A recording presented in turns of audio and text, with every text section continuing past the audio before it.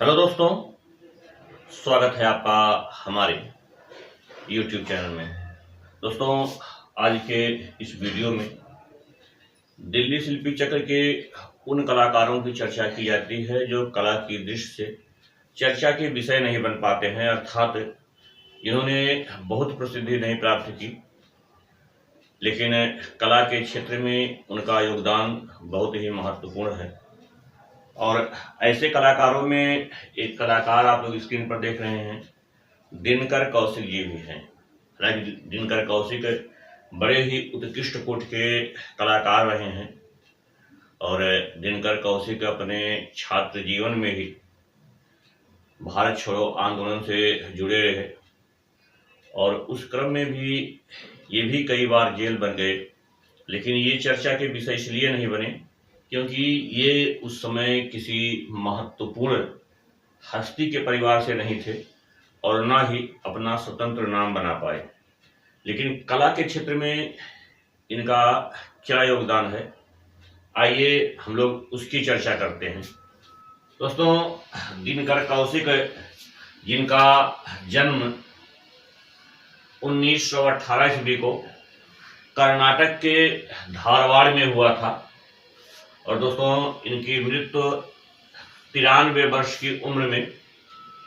13 फरवरी 2011 ईस्वी को शांति निकेतन में हो गई। दरअसल जब दिनकर कौशिक शांति निकेतन से सेवानिवृत्त हुए तो अपने परिवार के साथ शांति निकेतन में ही बस गए और जहां शांति निकेतन में इनकी पत्नी पुष्पा के साथ साथ इनके 2 पुत्र और 1 पुत्रियां यहाँ शांति निकेतन में रहती थी।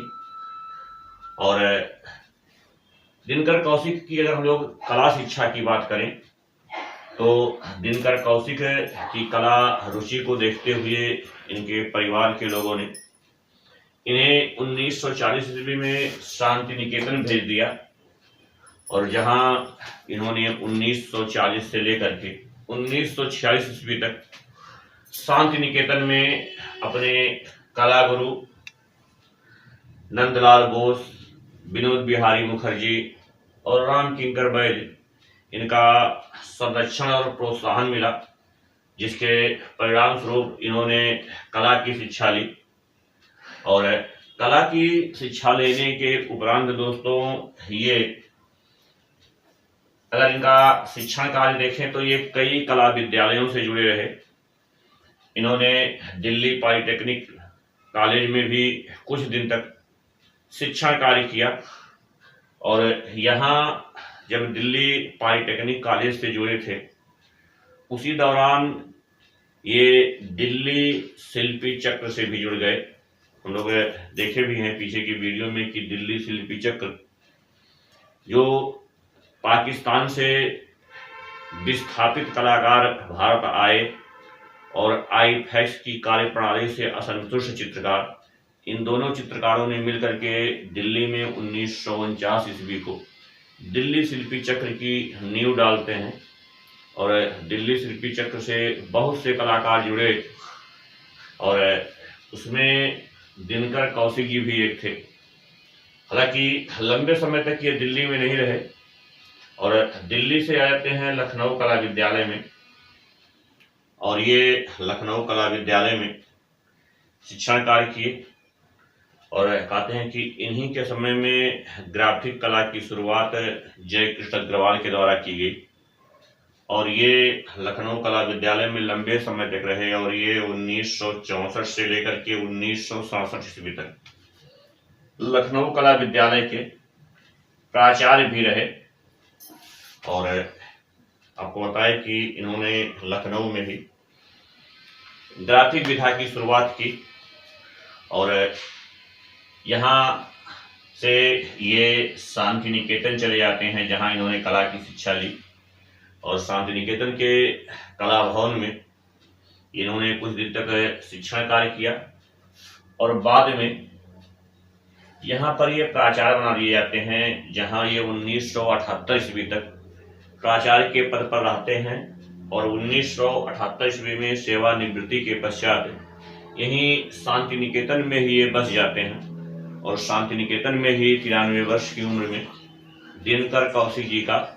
निधन हो जाता है। दोस्तों, दिनकर कौशिक जिनके चित्रकारी का अगर हम लोग माध्यम देखें तो इन्होंने जल रंग और तैल रंग अर्थात water colour and oil painting technique से बहुत से चित्र चित्रित किए, लेकिन इनके द्वारा बनाए गए अगर हम लोग प्रमुख चित्रों की बात करें तो इनके द्वारा एक चित्र बनाया गया था सर्कस, ओटमैन, मोन्क, वायलिन प्लेयर, दानी, मैन विद ए वर्ड और वाशरमैन जैसे बहुत से चित्र इनके द्वारा चित्रित किया गया और इन्होंने कला के क्षेत्र में इनकी भूमिका बहुत ही महत्वपूर्ण रही। इन्होंने उस समय के तत्कालीन कलाकारों के साथ मिलकर के कला चर्चा परिचर्चा में भाग लिए और आधुनिक कला के उत्थान के लिए इनका प्रयास सराहनीय है।